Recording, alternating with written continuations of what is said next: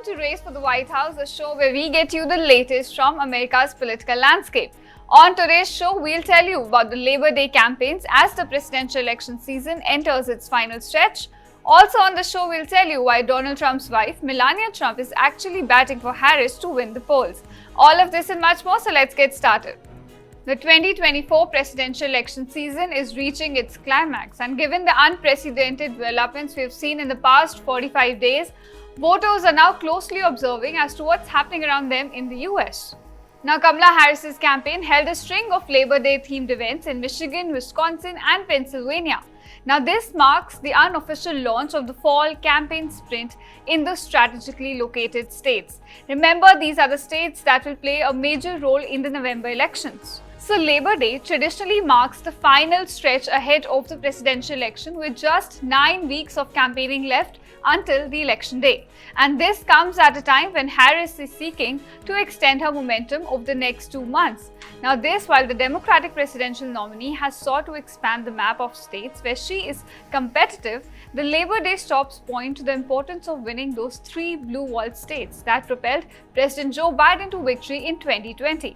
Now, President Biden also joined Harris for a rally in Pennsylvania, which was Biden's first joint campaign appearance with Harris since the time he ended his re-election bid and endorsed her. Now, in a rare moment, Biden spoke before Harris at the rally, a sign where he is seen to be giving her space to shine. Now, speaking at the rally, Biden said that he would be on the sidelines and do everything to help in the final stretch of the race. I believe in American steel companies, American-owned and operated steel companies.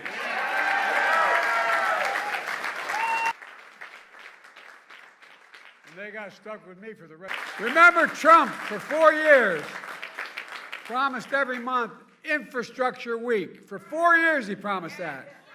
He didn't build a damn thing. Nothing. I mean, not nothing.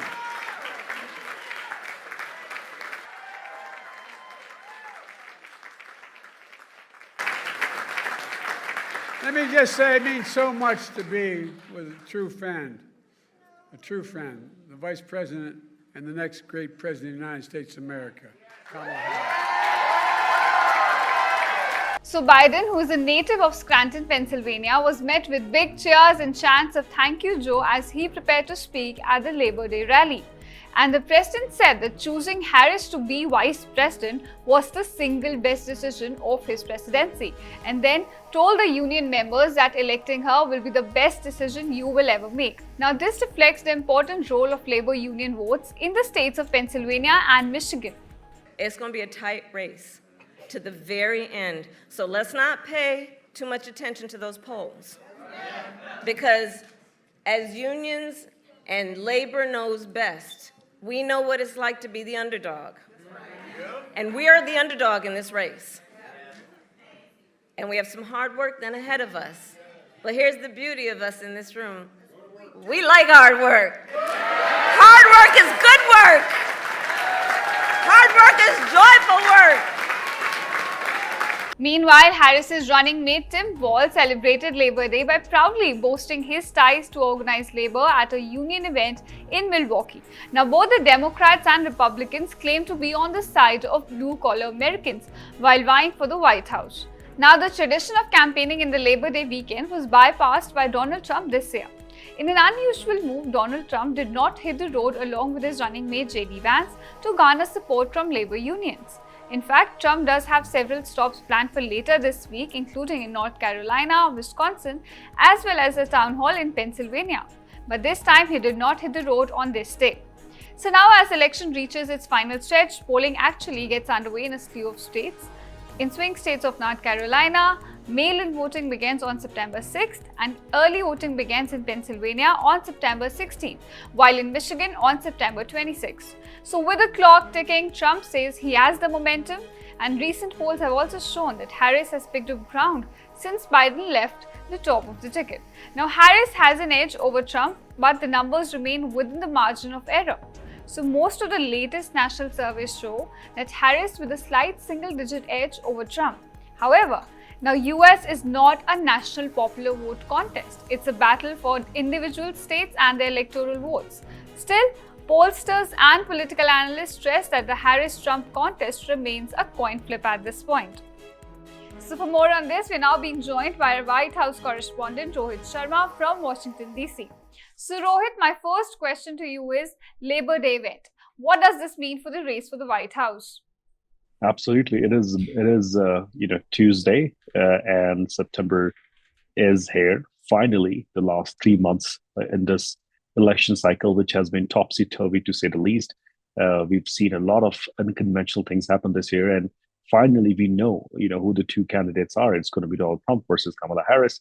Both have had, different campaigns. Trump has been running since 2015. He never stopped running, even after losing election in 2020.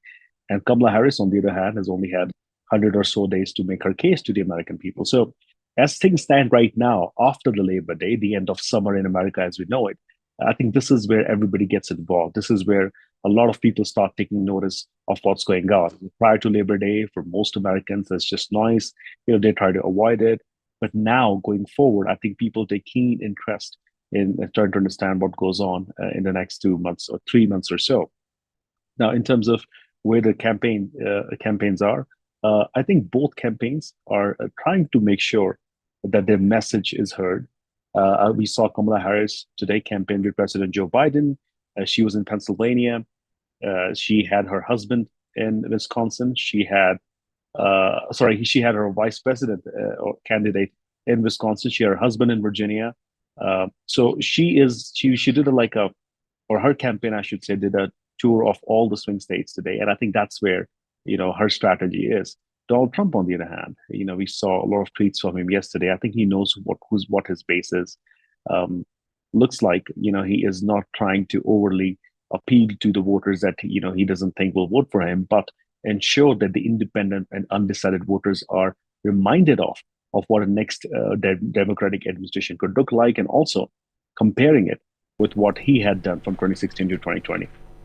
All right. So what do you think? Where do these candidates stand in this race, and what do they need to do in the next 60 days? As of today, Kamala Harris is leading in some polls in swing states, not by a lot. If you take out Wisconsin, she's not doing great or leading by great numbers in other swing states. And if you look at President Trump, he has been able to maintain his lead in some swing states and be competitive, like in Arizona and Georgia and Pennsylvania. So I think it is going to be decided. The election itself is going to be decided by small states. Very few voters in these states. And, there have been times when that wasn't the case. I mean, if you go back to 2008 and Obama's election, the entire country wanted to move forward and away from the previous doctrine of Bush and the Clintons. So I think this is going to get very close. And polls are, again, polls. You can only trust them so much, but they're a good indicator of what people are thinking, especially when it comes to this swing state. So we'll see a lot of courting between now and November 5th from both the campaigns. Trump is slated to campaign in Pennsylvania. He's going to make a stop in Michigan too. We'll probably see some more stops from Harris surrogates in the coming week or so. But the big push is going to be towards that debate. We'll see this week play out, and then we are looking at that September 10th debate, which is only literally 7 days away from now. So a lot lies on how both the campaigns, or both the presidents, both the candidates, I should say, perform in that debate.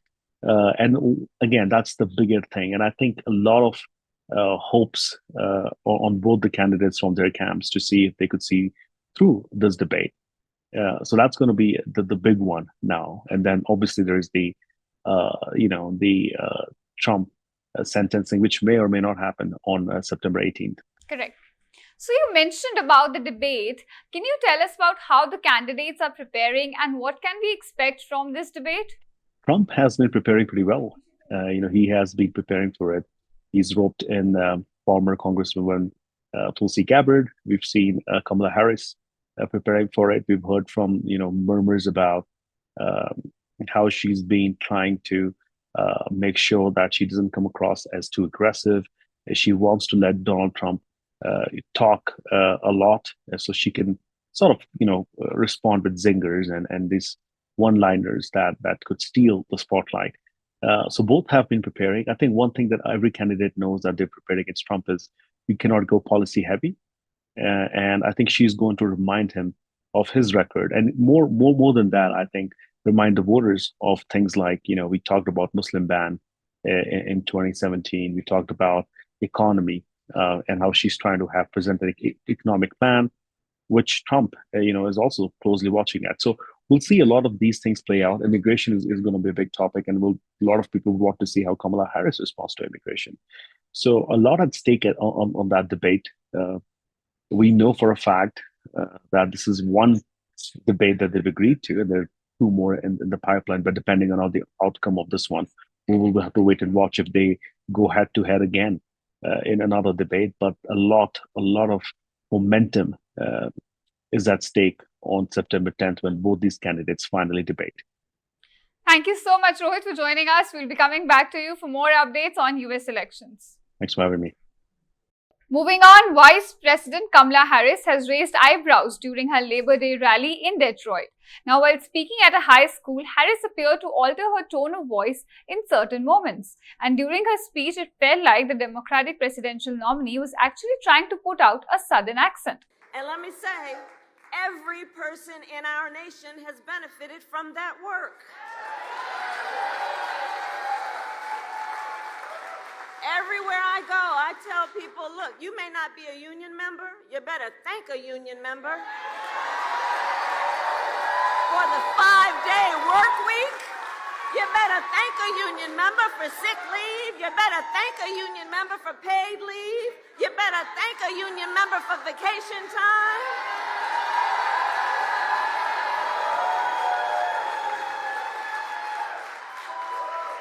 Because what we know is when union wages go up, everybody's wages go up. So netizens even compared her to famous Looney Tune cartoon character Foghorn Leghorn. Now, the rally held in the Motor City was part of Harris's efforts to connect with blue-collar union workers in Michigan. And the Trump campaign now drew attention to her cringe accent. Republicans argue that Harris commonly slips into a Southern accent when speaking to voters in Southern communities. And although she did grow up in San Francisco and did high school years in Montreal, the vice president was mocked as fake and pandering by voters in the South, as her accent did not appear to be authentic at all. Now, this is actually not the first time that Harris is facing criticism for her accent. She also faced mockery in July for using a Southern accent during a rally in Atlanta.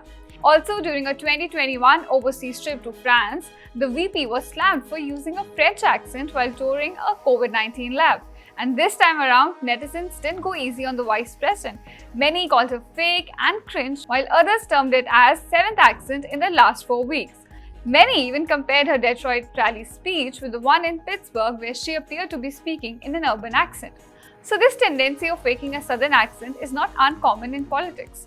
Former Secretary of State Hillary Clinton also faced similar criticism for speaking in a Southern accent during her presidential campaign in the South. Now, despite the criticism, Harris continues to campaign vigorously, aiming to secure support from the blue-collar union workers and other key voting groups. After a decade of marriage, it's quite normal for a husband and wife to not be on the same page. But for Donald Trump, his wife's hate may have grown a little too much. A former Republican leader has now claimed that Melania Trump is secretly rooting for Kamala Harris to beat Trump in the presidential race. Anthony Scaramucci, who served as the White House Communications Director for only 11 days in 2017, has now made this stunning claim during an interview. Scaramucci's comments come amid Melania Trump's near total absence from her husband's 2024 campaign, and aside from a few fundraisers and some brief statements, including one after Trump's assassination attempt, the former First Lady has largely stayed out of the spotlight. However, Trump's team has maintained that Melania is occupied with her upcoming memoir and focusing on her son Barron's college education. Now, there have been reports over the years that Melania does not approve of some of her husband's policies. She is also reportedly against some of his language used to attack his political rivals. Now, Sarah Mucci expressed that Melania Trump's hatred for Donald Trump is so strong that he uses it as a standard to gauge others' feelings towards the former president. And this is not the first time that Sarah Mucci has made such astonishing claims about Donald Trump's married life. Over the years, Trump has strongly denied Sarah Mucci's claims about him and his wife. Trump even called his former aide a bitter man who holds grudge. Now, Sarah Mucci was responsible in charge of all communications at the White House before being fired by Trump, and there are reports that the Trump administration was unhappy with his performance. Time now for some quick updates from the political battleground in the US that you might have missed.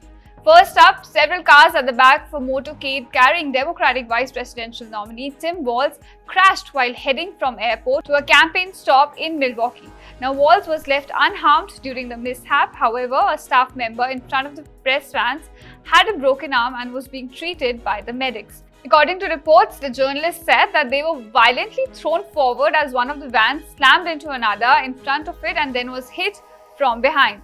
It wasn't immediately clear what caused the crash. Next up, a gala event to raise money for some of the writers who attacked the Capitol Hill on January 2021 has been postponed now. The fundraiser was set to take place at Trump's New Jersey Golf Club. Now, the event's website did not provide a reason for the delay or mention a new date when it might take place. Gala attendees were asked to shell about $2,500 for a single ticket or $50,000 for a platinum table of 12.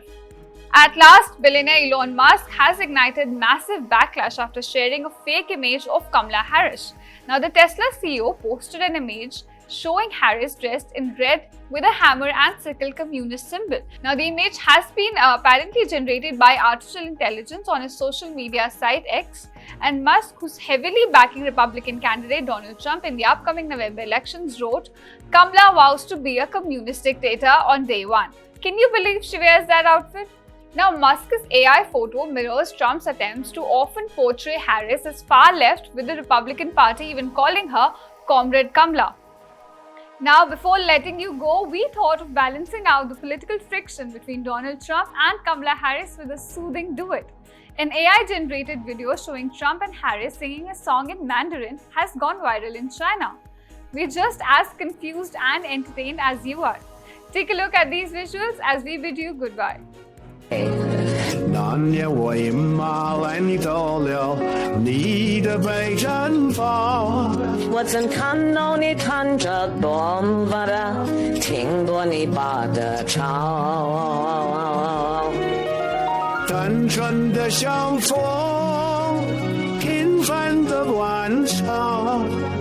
我就在那个时候啊，傻傻的等到了天亮。月亮坐着你毡帽上的羽毛，亲吻着晚风飘啊飘，飘到了我的心上。流星机里还传来白杨青山马 Alexander 的面包房，列巴出炉了吗？那一个偶像是舌尖上的故事啊。 Thank you so much for watching Race for the White House. We'll be coming back to you with more updates on US elections.